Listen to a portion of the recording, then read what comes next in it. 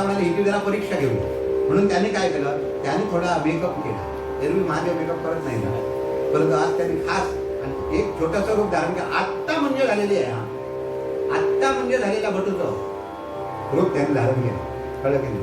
आणि कमरेला ती मेखाला आहे आणि लंगोटी घातलेली आहे. आणि ती लंगोटी पिवळी आहे, म्हणजे तसं तुम्ही काय मनात आणू नका, कळलं की नाही. पिवळी आहे म्हणजे ती हळदीत, कळलं की नाही, आणि ती लंगोटी नेसलेली आहे. आणि त्याच्या पुंज हा बटू, गळ्यामध्ये जानवा आहे, चमन गोटा केलेला आहे, लांब अशी शेंडी, हातामध्ये दंड आहे आणि गळ्यामध्ये रुद्राक्षांच्या माळा आहेत. रुद्राच्या गळ्यात रुद्राक्षांच्या माळा. आणि अशा प्रकारे तो रुद्र छोट्या बालकाच्या रूपामध्ये जिथे ही बसली होती तिथे लावण्य लतिका बिंबाधारी गजगामिनी स्वरूप सुंदरी रतिनादवी रूपाभितरी अनुपम लावण्य तिचे. अनुपम लावण्याने मंडित असलेली त्रिपुर सुंदरी तिचं नाव आहे. अशी पार्वती तिथे अपपूत होऊन बसलेली, कृश झालेली आहे. अन्न पाणी वर्ज केलेलं आहे, पहिल्यांदा कंदमुळं खायची, नंतर पानं खायला लागली. जे कंदमुळं खायची सोडली आणि फक्त पानं खाऊन राहिली. मग पानं खायची सोडली म्हणून तिला अपर्णा म्हणायला लागली. कोण नाही ना इथे, पानं खायची त्यावेळी तिनं सोडली, त्यावेळेला तिला अपर्णा म्हणायला लागली. आता काही जण मुलींची नावं अपर्णा ठेवतात, पण ती पानं खातात. कुंडली आता अपर्णा आहे ना, तिनं कधी पान खाता नाही, अपर्णा तिथं. म्हणजे हे तिच्या साधनेच्या प्रवासातलं नाव. त्याच्यानंतर हिमालय परिसरामध्ये म्हणून काही जण सांगतात ती हिमानी झाली. आणि हिमानी होता होता मग ती शिवानी झाली. हिमानी झाली म्हणजे काय हो, तिच्यावर बर्फाचं वारूळ तयार झालं असं वर्णन आहे. म्हणजे हिमानी झाली आणि हिमानी झाली आणि मग ती शिवानी झाली. आणि ज्यावेळेला शिवानी झाली त्यावेळेला तिच्या समोर भगवान भोलेनाथ प्रगट झाले. तो बर्फ दूर गेला तर आत बसलेली ही त्रिपुर सुंदरी त्यांना दिसली. कारण ध्यान तिचं उतरलं आणि समोर एक बटू आहे. बटूला बघितल्यावर बटूला नमस्कार केला. उपासनेला दृढचाल व्हावे भूदेव संतासी सदा सत्कर्मयोगे वयघाल व्हावे सर्वांची मंगल. भूदेव भूदेव स्वागत आहे, आशीर्वाद दिला. आणि मग तिला विचारलं की तू म्हणाली इथं बसलेली आहे, पुरुष झालेली आहे, मोठ्या थोरा मोठ्या घरची दिसते, तू इथे बसले म्हणाले कशासाठी, काय तुला हवं आहे म्हणाले. तर तिला सांगितलं की मला भगवान महादेव हे पती मिळावे म्हणून मी इथं बसलेलो आहे, बसलेली आहे. त्यावेळेस तो बटू हसायला लागला, म्हणाले तू मूर्ख आहेस. आता म्हणाले मी असं म्हणू नये, म्हणाला मी छोटा बटू आहे, परंतु मी म्हणाले ब्राह्मण आहे, विद्वाद्वर्य आहे, जाणकार द्विज आहे, म्हणून तुझ्या हिताचं म्हणाले सांगतो, हितच कळत, तुझ्या हिताचं हितच सांगतो. तर तू म्हणाले महादेवाला पती म्हणून निवडला आहे ना, ते तुझं म्हणाले एकदम चुकलं. कारण काय म्हणाले, तू म्हणाले कुणाची मुलगी, राजाची, राजाची मुलगी ना तू. बटू बोले बाई हिमनग कुमारी असची तू. बटू बोले बाई हिमनग कुमारी असची तू. तुला का शोभे तो कशी भिकारी परिशी तू. तुला म्हणाले सोबत नाही, तुला म्हणाले नवरा जो तू निवडलाय ना तो भिकारी आहे. त्याच्या मालकीची म्हणाले जमीन नाही, घर त्याचं नाही, घर नाही, फ्लॅट तरी नाही, भाड्याचा नाही. आणि म्हणाले स्मशानात राहतो, स्मशानेश्वा क्रीडा. आणि त्याचे मित्र कोण आहे तरी म्हणाले इंग्रजीमध्ये असं वाक्य सांगितलं का त्यावेळी, a man is known by the company he keeps. याचे मित्र भूत, भूत याचे मित्र. राहायला यांना घर नाही, अंगावर यांच्या कपडा नाही, घालायला यांना कपडा नाही. कसा संसार करणार आहे तू, हिमनगर सुत आहे. तू म्हणाले मनातून काढून टाक. आता तुला म्हणाले आवडणार नाही, कारण तू ज्यांची भक्ती करते त्यांच्याबद्दल मी वाईट बोलतोय, हे तुला आवडणार हे मला कळत आहे, पण मी तुझ्या हिताचं बोलतो. हे मनातून काढून टाक.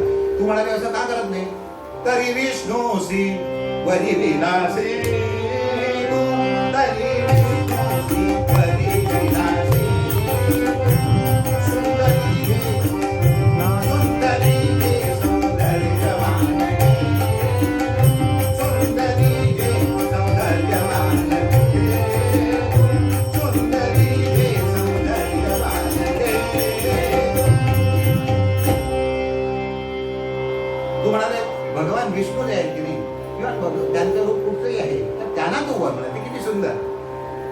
किती सुंदर. राजस सुकुमा मदनाचा पुतळा, राजस सुकुमा.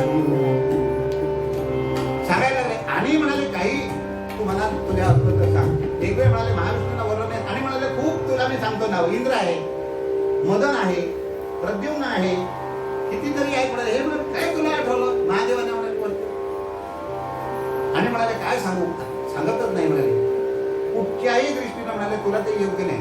बरं एक म्हणाले तुझं वय काय, तुझं वय काय. मग तिने सांगितलं हा मी इथे येत असताना 8 वर्षाचे आले होते. आता 1 टॉप झाला कळलं नाही. 1 टॉप झाला, तपश्चर्या झाली. एवढं म्हणाले माझं वय.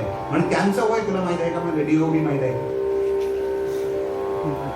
तुम्हाला कोणाला माहित आहे महादेवांची जन्मतारीख.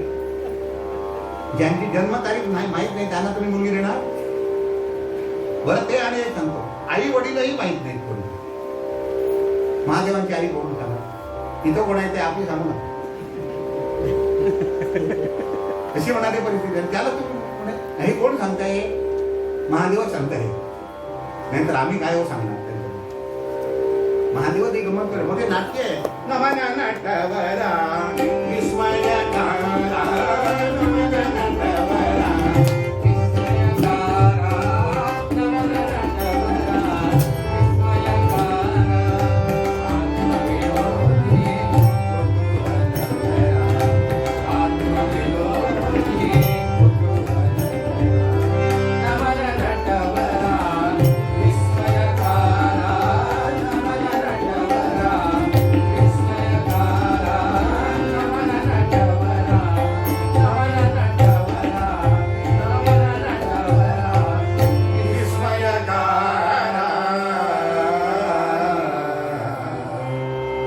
नाट्य आहेत मोठे. असं नाटक केलं आणि तिला असा राग आणला. आणि जसं तिला राग येतात यांना आतून गुदगुल्या. कारण यांनी ठरवलं होतं तिच्याशीच लग्न करायचं. कारण तिच्या भक्तीला ते बोलले होते. हा मदनारी असला तरी कळला हा भक्तीनं वश होणारा देव आहे. एरवी मदनाचा हरी आहे हा तो, परंतु भक्तीनं वश होणारा असा देव आहे. मुद्दाम तिला राग आला. तिनं सांगितलं या उपर एक शब्द जर बोलाल की नाही तर तुम्हाला मी शापून भस्म करीन. धिक्कार तुझा ब्राह्मणा, धिक्कार तुझा ब्राह्मणा, धिक्कार तुझा ब्राह्मणा, निंदाची माती करी श्रीकरी, निंदाची माती करी श्रीकरी, निंदाची माती करी श्रीकरी. तुझा लाज काही न वाटे मना, तुझा लाज काही न वाटे मना. धिक्कार तुझा ब्राह्मणा, धिक्कार तुझा ब्राह्मणा, धिक्कार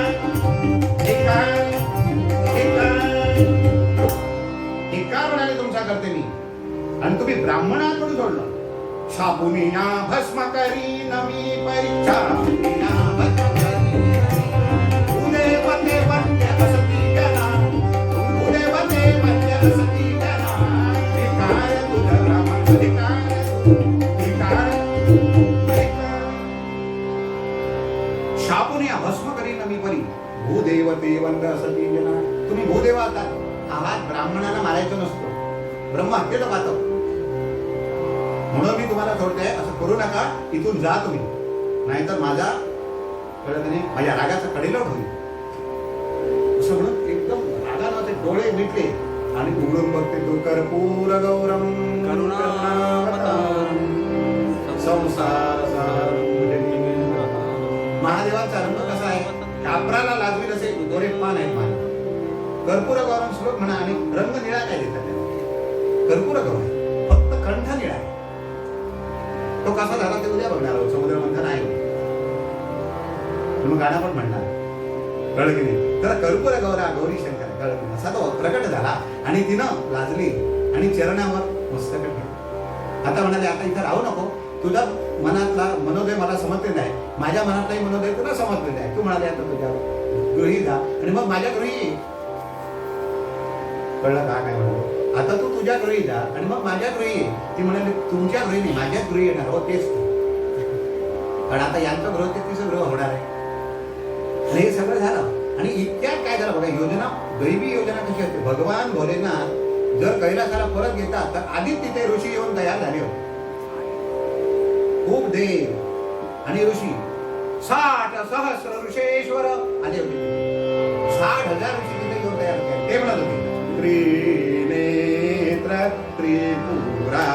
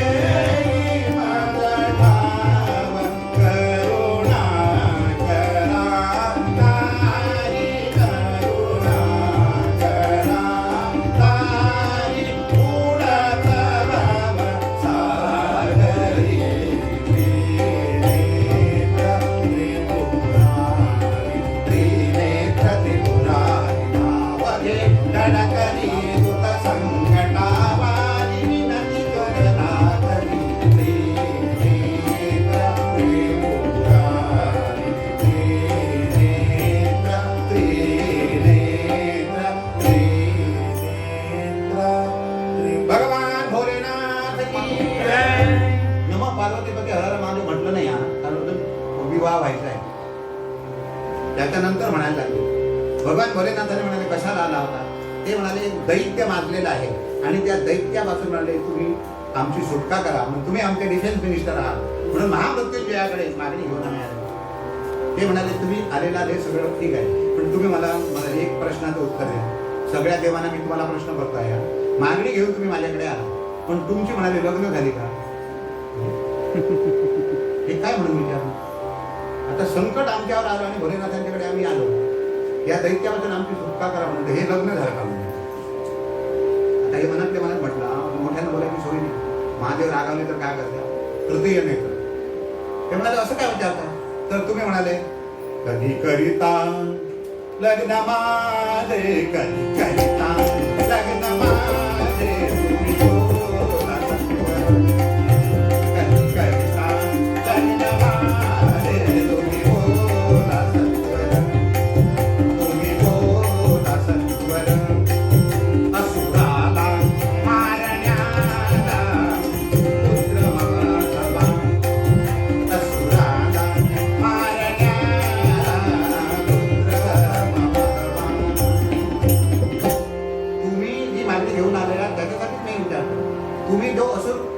निखंदन करायला हवं म्हणून माझ्याकडे आला. त्या असुराचं मरण माझ्याकडून नाहीये. मतपुत्र वधील त्याला, मतपुत्र वधील त्याला, करिता मम लग्न सत्वरी जुळवा. माझा मुलगा त्या दैत्याला मारणार असं विधी लिखित आहे, आणि विधी लिखितात सुचविता मानवाना पात्रता. हे लक्षात ठेवा. ताबडतोब म्हणाले तुम्ही आता असं करा, मेनाक राजाला जाऊन भेटा. यांच्या मनात आधी विचार आला होता याला मुलगी कोण देणार, परंतु यांनी तो प्रश्न सोडवला. मेनाक राजांना भेटा म्हणजे मेनाका प्रार्थागा मागा गिरिजेस सुंदरा मिळवा. यांच्या मनात विचार आला होता याला मुलगी कोण देणार, कुठे राहतात काय सगळं तुम्हाला मी सांगितलं. परंतु याने तो प्रश्न मिटवला. मेनाक राजाची मुलगी ही सुंदरा गिरिजा, ही सुंदर अशी गिरिजा आहे ना, तिला माझ्यासाठी मारली आहे. म्हणून तिथून 60 सहस्र ऋषेश्वर तिथे गेले. नेतृत्व सप्तऋषींनी केलं. विश्वामित्र, जमदग्नी, भृगु, भरद्वाज, गौतमात्री, वसिष्ठ, कश्यप, आणि त्याच्या मेनाक राजाला जाऊन सांगितलं की तुमच्या मुलीला महादेवांच्या वतीनं ऑन बिहाफ मागणी घालायला आम्ही आलेलो आहोत. ते म्हणाले महादेव जर आमचे जावई होणार असतील तर नाही कोण म्हणणार आहे. स्वीकार केला आणि ताबडतोब महादेवांचं लग्न ठरलं. आणि महादेवांचं लग्न कधी ठरलं माहिती आहे तुम्हाला? चैत्र महिन्यात. चैत्र महिन्यात कधी लग्न होत नाही माणसाने, देवाचं होतं. मन्मथ संवत्सर चैत्र मासी लग्न नेमिते शुद्ध अष्टमीसी. म्हणजे रामनाने काय केलं लक्षात ठेवायला बरं. मन्मथ संवत्सर चैत्र मासी लग्न नेमिते शुद्ध अष्टमीसी. लग्न ठरवत वर्षी आले, ताबडतोब पत्रिका छपाईत टाकल्या, कॉम्प्युटराईज पत्रिका तयार करून सगळीकडे पत्रिकांचं वितरण. आणि पत्रिका पोहोचवण्यासाठी वेगवेगळ्या माणसांना सांगितलं. म्हणाले स्वतः जाऊन द्या. ते म्हणाले बाय मेल नको, हा ही पत्रिका नव्हे, प्रत्यक्ष छापल्या होत्या पत्रिका. कोरोना नव्हता त्यामुळे पत्रिका सगळ्या तयार करून वेगवेगळ्या माणसं. आणि पत्रिका कुणाला द्यायची ते सुद्धा असतं. तशा तशा लोकांना पत्रिका द्यायची तशी जे VIP आहेत, जे VVIP आहेत, जे VVVIP आहेत, त्यांना त्या प्रमाणात पत्रिका द्यायची. म्हणून तशा लोकांना खास जे होते त्यांच्यासाठी नंदिकेश्वरांना पाठवलं. खास नंदीसी पाठवी शिव आमंत्रण द्यावयासी अमरासी. निवेदन आमंत्रण नंदिकेश्वर. असं करून लग्नाची तारीख ठरली, चुकलं तिथी ठरली. आणि त्याप्रमाणे सगळे देव आपापल्या गाडी घेऊन आपल्या गाड्या आपापली विमानं घेऊन हंस एअरवेज, गरुड एअरवेज अशा प्रकारे आपापली विमान घेऊन हिमालयाच्या परिसरामध्ये मोठं पटांगण केलं. पूर्वी विवाह म्हणजे हॉलमध्ये होत नव्हते, मुलीच्या घरी विवाह ठरलेलं होतं. आणि मग तिथून आता काय नवऱ्याच्याच घरी विवाह करता येईल. मग तिथून घरबरोडी होती जाणार, कुठून जायची मग वरा तिथल्याच घरी, म्हणजे मुलीच्या घरी तिथून जायला बोला. आणि मग तिची विदाई करायची. तिथं मोठा मंडप तयार केला होता आणि सगळं लग्न ठरलं. पत्रिका सगळ्यांना वाटल्या. आणि महादेव निघाले म्हणजे तयारी करतायत. आता वर ते तयारी करून निघताय. इतक्या नारदांची स्वारी तिथे आली, जाणं म्हणत नाही. आणि महादेव जरा गडबडीत आहे. ते म्हणाले कुठे निघाला, कुठे निघाला? लग्नाला जातो मी, लग्नाला जातो म्हणायला लागले. गाणं नारद विचारतात लग्नाला कोणाच्या जातात? तर ते लग्नाला जात. अरे कुणाच्या लग्न? म्हणजे माझंच. तुमचं लग्न म्हणजे कधी ठरलं यांना माहित आहे. हा सगळं कधी ठरलंय, कोणी ठरवलंय त्याच्यात हे पण आहे, पण सांगत नाही. आता म्हणाले सगळ्यांना आमंत्रण झाली का? हो सगळ्यांना आमंत्रण. तुम्ही म्हणाले कसं एक तुम्हाला सुचवलं असतं. म्हणाले आमंत्रण झाली तर बरं आहे, नाहीतर तिथे म्हणाले नानूस इथं म्हणाले श्रीमद भागवत चालू आहे. तिथं जर तुम्ही गेला तर एकदम 100-200 लोकांची एकाच ठिकाणी आमंत्रण द्यायला होतं. आणि त्यांच्या माध्यमातून आणि कितीतरी जणांना द्यायला नाही. त्याच म्हणाले केलं. तिथं श्रीमद भागवतला म्हणाले गेलो होतो, तिथं आमंत्रण दिलं. ते म्हणाले सगळ्यांना दिले. हो सगळे झाले, सगळे कुणाच राहिलं नाही. काही वेळेला काय होतं, जवळचा माणूस राहतो, मग तो येतात आहेत ना आपलं आठवड्यात नाही वस्तू बोलतो आणि मग तो असतो. मग लग्नाच्या दिवशी तो अंक आला नाही, काय झालं? घरी देवाच्या आमंत्रण द्यायचं राहिलं. मग व्यंकटेश चाललंय जा. कारण संकटाच्या वेळी धावून येतो त्याला व्यंकटेश म्हणतात. व्यंकट म्हणजे संकट असं होतं. आता नारदांना आमंत्रण द्यायचं बोललो, यांनी सांगावं की नाही, अरे नारदा चुकून राहील आहे. आता मी सांगताय ना स्वतः तू ये म्हण. पण हे म्हणाले तू आला नाही म्हणून लग्न उरतं की काय? तू आला नाही म्हणून माझं लग्न उरतं का? असं महादेव म्हणाला. हे मनात म्हणाले, मोठ्याने म्हटलं नाही. कसे होते मग वीण लग्न, कसे होते मग वीण लग्न, कसे म्हणून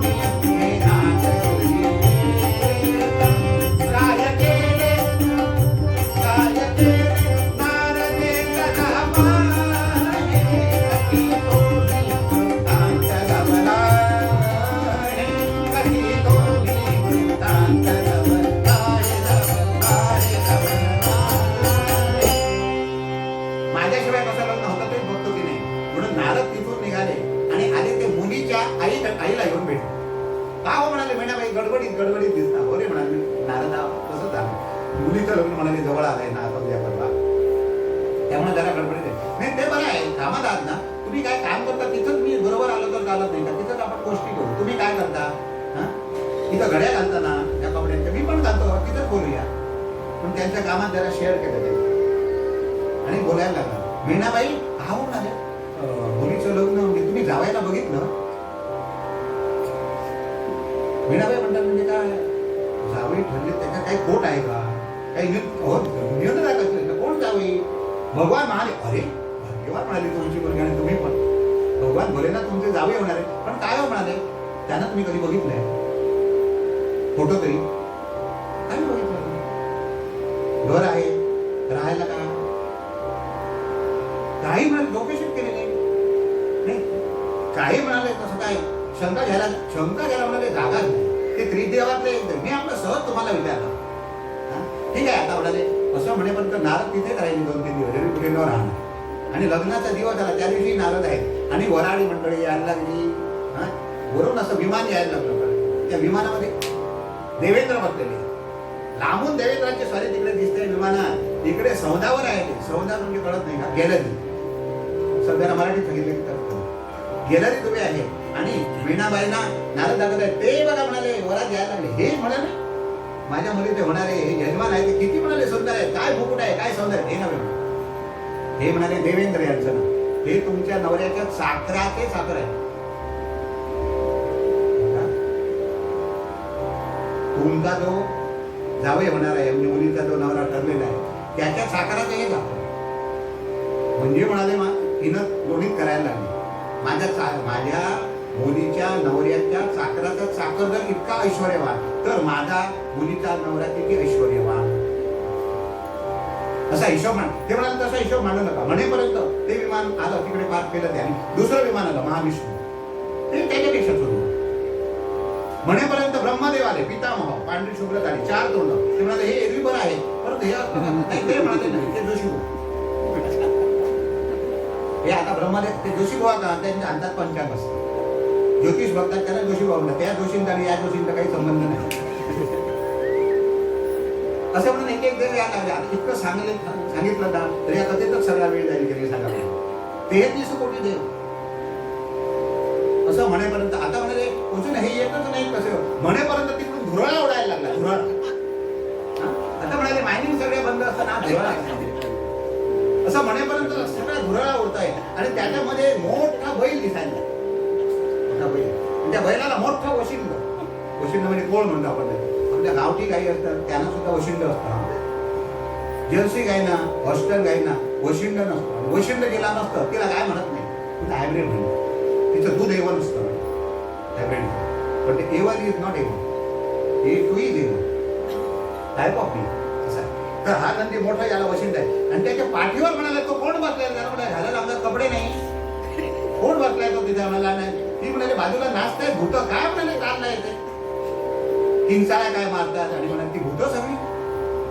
व्याघ्रचर्म म्हणाले तो उघडा बंब म्हणाले बसला, हा कोण आहे? तोच म्हणाले तुमचा जावई. काय रे बाबा म्हणाले हा जामे अगदी तर चालेल. गड बम बम बम बम वाते डमरू, अगड बम बम बम बम वाते डमरू, नाते सदा शिव जगद्गुरु, नाते सदा शिव जगद्गुरु, अगड बम बम बम. जगद्गुरु तिथे नाचतायत. आता मीनाबाई हे गावे चालतील का? याना म्हणाले मुलगी देण्यापेक्षा म्हणाले हिरीत ढकली. हिरी म्हणजे विहिरीत ढकली, ते म्हणायची पद्धत आहे, हिरीत ढकली. तेच म्हणतो म्हणाले मीनाबाई असा तुम्ही म्हणाले नवरा निवडलात कसा? आता तुम्ही म्हणाले एक काम करा, तुम्ही आत खोलीत चला म्हणाले आणि पार्वतीलाही आत घ्या, आतली कडी लावून घ्या म्हणाले, कंडी लावून घ्या आणि तुम्ही आत बसा. इकडे काय करायचं ते म्हणाले मी करतो. ते आपण म्हणे आधीच म्हणाले करतो, काळजीच करायचं नाही. असं म्हणेपर्यंत सगळे जर आले. लग्नाच्या मुहूर्ताची वेळ जवळ आली. म्हणाले मुलीला घेऊन या म्हणून मामाना पाठवलं. मुलीला आणायचं.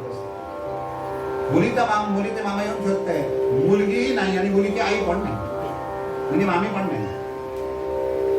कोणाची यांची मामी म्हणजे कळत मला, मामी म्हणजे सासूबाई. महादेव येऊन पोचलेले आहेत, पण तो मुलीचा बघताना अगदी मुहूर्त जवळ आला आणि मुलीला आणा. मुलीला कोण आणणार? मामा गेले ते तसेच करतो झाले. येऊन सांगितलं, ब्रह्मदेवांना सांगितलं. ब्रह्मदेव पळायला लागले, बाकीचे देव पळायला लागले तिला सुटण्यासाठी. महादेवांच्या लग्नाचा मुहूर्त टळेल तर म्हणून सगळे पळायला लागले. तिकडे म्हणाले ब्रह्मदेवांनी सांगितलं, ते म्हणाले वर किंवा शेंडी दिसते,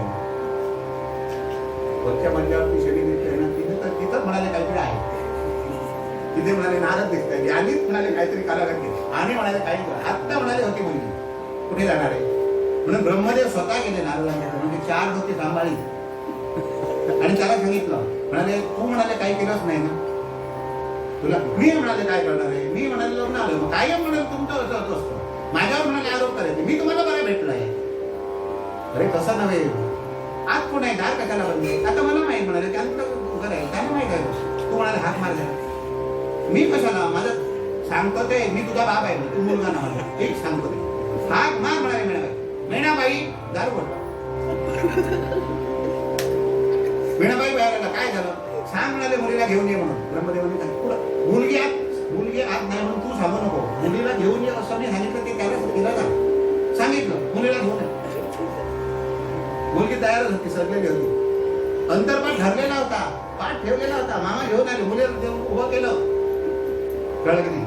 आणि नारद धावत धावत महादेवांच्याकडे आले आणि म्हणाले मंगल कार्या वेश अमंगल, मंगल कार्या वेश अमंगल, यमाते करधरिना, मंगल कार्या वेश अमंगल, यमाते करधरिना, रूपधरावे सुंदर प्रभुरे, रूपधरावे सुंदर प्रभुरे, साधिना मम कार्या, साधिना मम कार्या,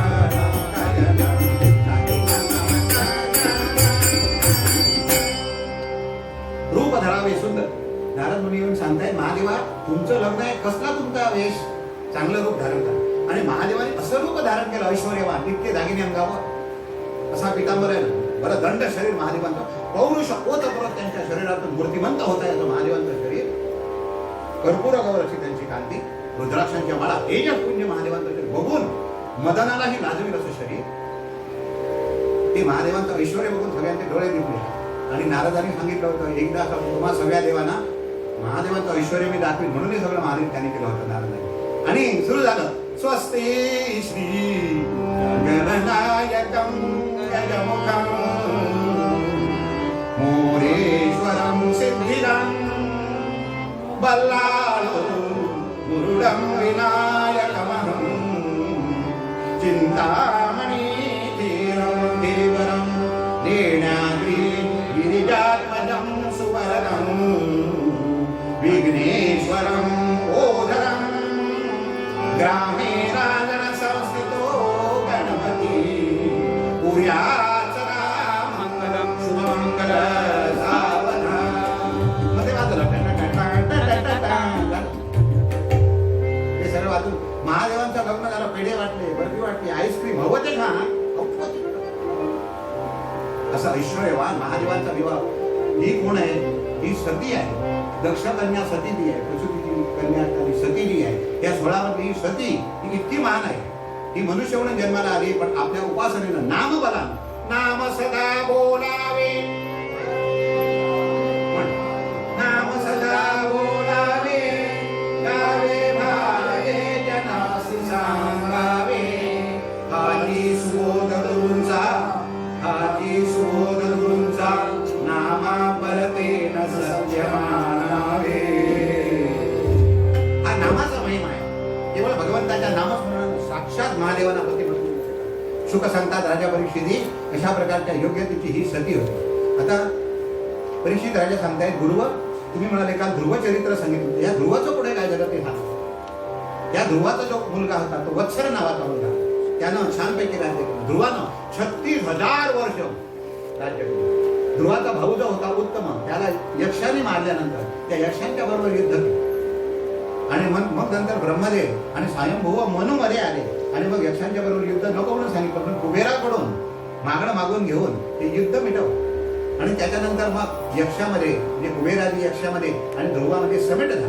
ध्रुवात उत्तम प्रकारचं राज्य केलं. ध्रुवाच्या पुढे वत्सर झालं, त्याच्यानंतर पुष्पार्ण झाले, पुष्पार्णानंतर विष्ट झाले, त्याच्यानंतर चक्षु म्हणून झाले. चक्षु नावाचं मनवंतर आहे, चाक्षुष मनवंतर, ते चाक्षुष मनवंतर ते मनो आहे.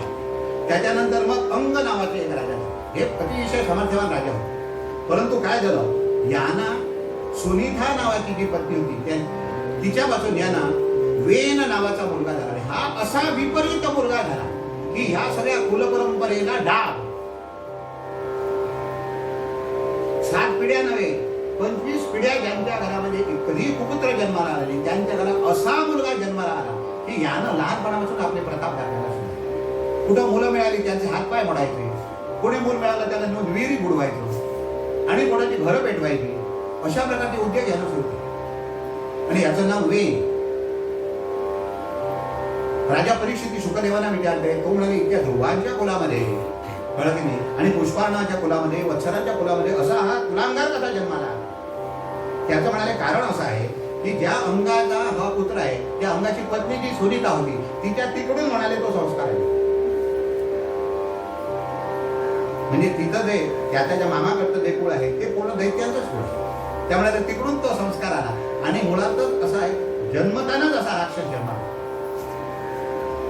सगळ्यांना ज्ञान परास्त केलं. सगळ्या ऋषीमुनींनी सांगितलं की धर्माच्या विरुद्ध जाऊ नको, ब्राह्मणांच्या विरुद्ध जाऊ नको, यज्ञाच्या विरुद्ध जाऊ नको, गोहत्या करू नको. परंतु हा गोहत्या करायला, ब्राह्मणांना छळायला, यज्ञाचा विध्वंस करायला लागला, देवांची मंदिरं तोडायला लागला, असा यानं उत्साह मांडला. सगळ्या ऋषीमुनी एकत्र जमले आणि त्यांनी सांगितलं एकदा याला सांगून बघूया. आणि जर ऐकला नाही तर म्हणाले हुंकाराने याला मारूया, आपण समाधान मारूया. सगळे ऋषी एकत्र झाल्याने ऋषींनी सांगितलं की तू म्हणाले ध्रुवाचा वंशज आहेस, तू म्हणाले वत्सराचा वंशज, तू पुष्पार्णवाचा वंशज आहे, तू व्युष्णाचा, तू चक्षुचा वंशज आहे, तू हे काय करतोस? उत्तम राज्यकर्ते म्हणून त्याने राज्य चालवलं, प्रजा हित दक्ष अशी म्हणून त्यांची ख्याती होती. सगळे भक्त होते, सगळे गो ब्राह्मण प्रतिपालक असं विरुद्ध ते निर्वध होते. आणि तू म्हणाले काय करतोयस? त्यावेळी राज्यसत्तेच्या वर ब्रह्मसत्ता असायची. त्यांनी सांगितलं तुम्ही मला त्या गोष्टी सांगू नका, राजा हाच म्हणाले देईल. तुम्ही म्हणाले करता, माझा खाता म्हणाले आणि भक्ती विष्णूची करता, माझा खाता आणि भक्ती शिवाची करता, मी राज्य करता, माझी भक्ती करा, माझी देवळा बांधा करायचं नाही, आजपासून यज्ञ सगळे बंद म्हणा. काही ना ते सगळे ऋषी एकत्र जमले आणि एकत्रित जेवण त्याने एकच हुंकार केला, असं केलं. त्या हुंकारातून अग्नी पेटला आणि हा जळून गेला. जळता जळतात त्याच्या शरीरावर पुन्हा त्याने अग्नी टाकला आणि शरीर ठेवलं, कारण यांचा वंश खंडित होऊ नये. आणि मग त्याच्या अंगाचं दोहन केलं, त्याच्या मांडीचं दोहन केलं. त्याच्या मांडीचं दोहन केल्यानंतर एक छोटासा एवढासा टिल्लो असा एक पुत्र जन्माला आला. त्याला बस म्हटल्यानंतर बस, निषाद म्हणजे बस, म्हणजे निषाद म्हणजे विधी, हे त्यातून निर्माण झाले. मग म्हणाले हे हा राज्यकर्ता म्हणून चालला नाही. मग त्याच्या भाऊचं मंथन केलं आणि त्याच्या भाऊचं मंथन करतात एक मनुष्य जोडी निर्माण झाली, एक पुत्र एक पुत्री एक कन्याचा जन्म. आणि तो निर्माण झाला तो पृथू, ज्या आपल्या वसुधेला, ज्या आपल्या घरेला, ज्या आपल्या मेदिनीला पृथ्वी असं नाव प्राप्त झाले. ते पृथ्वीना ज्याच्यामुळे मिळालेलं आहे तो पृथ्वीराजा. हा पृथ्वीराजा जन्माला आल्याबरोबरच सगळे ऋषीमुनी आणि आकाशामध्ये सगळे देव, सगळे गंधर्व, सगळे अप्सरा, सगळे भाट, सगळे चारण, सगळे सिद्ध, सगळे विद्याधर, पुरे काही सगळे याच्यावर पुष्पवृष्टी केली, गंधर्वांनी गायन केलं, अप्सरांनी नर्तन केलं, कारण हा साक्षात भगवान विष्णूचा अवतार आहे. आणि सुतभागवतांनी त्याची ख्याती गायला सुरुवात केली. हा म्हणाले पुढे खूप मोठा राजा होणार आहे, त्याची ख्याती गायला सुरुवात केली. हा म्हणाले विष्णूचा अवतार. त्याला देवाने आयुध दिली, कुबेरानं सिंहासन दिलं, वरुणानं छत्र दिलं, वायूनं चौऱ्या दिला, चौऱ्या अशा ढाटात, धर्मानं त्याला हार घातला, इंद्रानं त्याला मुकुट दिला, यमाने त्याला दंड दिला, ब्रह्म्याने त्याला कवच दिलं, विष्णूनं त्याला सुदर्शन दिलं, महादेवाने त्याला खड्ग दिलं, पार्वतीनं त्याला ढाल दिली, ऋषीने त्याला आशीर्वाद दिले, सुतभागवतांनी त्याची स्तुती गायली, असं त्याला भोरा म्हणते. आणि सुत मागत सांगायला लागले की याच्यासारखा धर्मज्ञ राजा होणार नाही, याच्यासारखा दानशूर राजा होणार नाही, याच्यासारखा समभावी राजा होणार नाही, याच्यासारखा गुणाचा आगर, याच्यासारखा विरक्त, याच्यासारखा न्यायी, न्याय करताना स्वतःचा मुलगा म्हणून मागे बघणार नाही, जर अन्याय केलेला तर त्याला देहांत प्रायश्चित्त द्यायला सुद्धा तो कमी करणार नाही, असा न्यायप्रिय त्याची स्तुती गायला लागली. पृथ्वीराजाने नमस्कार केला, म्हणाले तुम्ही काय करता? मी अजून काही कर्तृत्व केलं नाही, तुम्ही माझी स्तुती करता? काही मी अजून केलं नाही. हे पुढं असं होणार आहे. आणि त्याने सांगितलं असं माझ्या हातून काही घडलं तर मग स्तुती करा, आधीच कसली स्तुती करा. असं म्हणून खूप लीनतेनं, खूप नम्रतेनं तो वागला. आणि खरं त्याने जसं सांगितलं होतं की तसं त्याने त्यावेळेला काय झालं होतं इतकं सांगून त्याचा कथाभाग मध्यंतरासाठी आपण थांबणार आहोत. तर त्यावेळी सगळे त्या राज्यातले लोक जे होते की ते खूप त्रस्त झाले होते. कारण वेन जो होता म्हणजे या पृथ्वीचा वडील ज्यांच्या शरीरापासून ज्यांची निर्मिती, त्यानं प्रजेला इतकं छळलं होतं. म्हणजे एखादा शेतकरी असेल आणि त्या शेतकऱ्याच्या शेतामध्ये समजा 100 पोती धान्य येत होतं, तर हा घ्यायचा, याची माणसं 99 पोती घेऊन यायची, एक पोतं त्याने टॉर्चर करायचं सगळं. आणि जर जास्त बोलले तर ठोकायचं नाही. सगळ्यांना लुटून आणलं होतं आणि सगळं धान्य इकडे. आणि त्या लोकांना इतके हवाला दिलं लोक झाले होते. सगळ्यांना छळलं होतं. सगळे लोक दुःखी होते.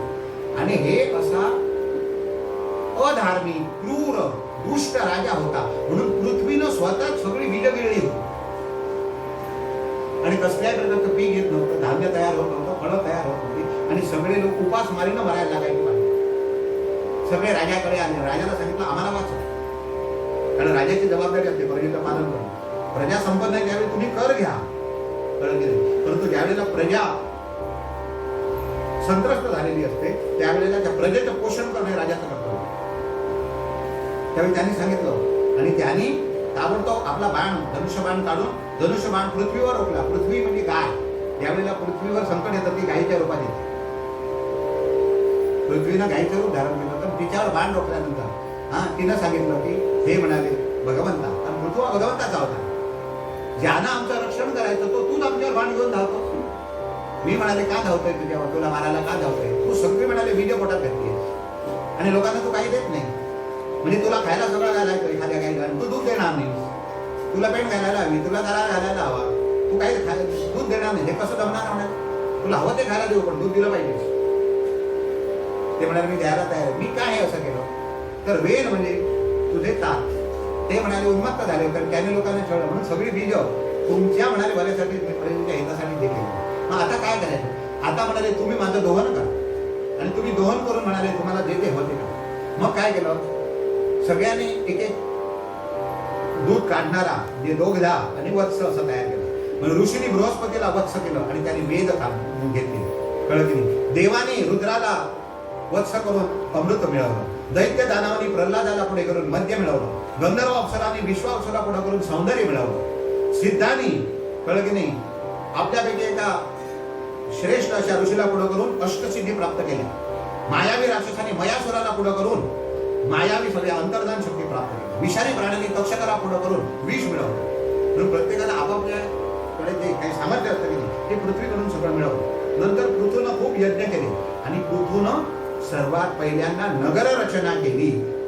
नगर रचना कशी असायला हवी, टाउन प्लॅनिंग, घर कशी बांधायला हवी, रस्ते कसे मधून असायला हवे, त्याची पद्धत काय असायला हवी, कुठून रस्ते जायला हवे, कमीत कमी भूमीचा वापर करून जास्तीत जास्त सोयी कशा मिळवता येईल, सगळ्या लोकांना एकत्रित सगळं सामान कसे मिळेल, बाजार कसा असायला हवा, मंडी कशी असायला हवी, लोकांना साहित्य कसं मिळावं, याचं पूर्ण नियोजन करून सगळं पद्धतशीर प्रमाणात ऑर्गनाइज. कळलं की नाही. जर कुणी केलं असेल तर सर्वप्रथम ऋतुराजाचं नाव आहे.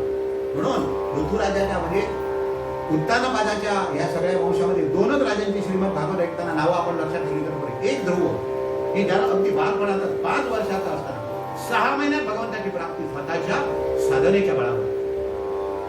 5 वर्षांचा मुलगा दिवसाला 18 तास 20 तास जप करू शकतो. आम्ही बसवला आमच्या कीर्तन विद्यालयात 5 मिनिटात चुळबुळ सुरू होते.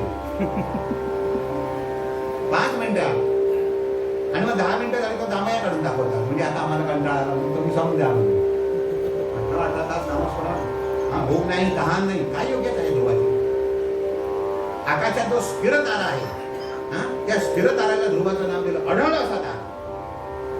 याच्या आसा भोवती सगळे सुर नर मुनी ग्रह गोल सगळे त्याच्या भोवती फिरतात. सगळ्यांना मार्गदर्शन करणारा असा आणि सगळ्या राजांना सगळ्या आताच्या सगळ्या मॅनेजमेंट मधल्या सगळ्या लोकांना मार्गदर्शन करू शकते अशा प्रकारची योग्यता असलेला जो पृथुराजा आहे. तो पृथुराजा त्यानं आपल्या कुलाचं नाव धन्य केलं. स्वयंभुव मनुष्या कुलामध्ये झालेला हा राजा पहिला म्हणून स्वयंभुव म्हणून आणि त्याच्या वंशामध्ये झालेले थोर 2 महान राजे लक्षात ठेवा. एक ध्रुव हा भक्तराज आहे आणि श्रेष्ठ राज आणि दुसरा श्रेष्ठ राजा असो तितकाच भक्त म्हणजे स्वतः भगवंत असणारा भगवंताचा असणारा पृथु महाराज की जय. श्री कृष्ण गोविंद हरी मुरारी हे नाथ नारायण वासुदेव प्रद्युम्न दामोदर विश्वनाथ मुकुंद विष्णु भगवान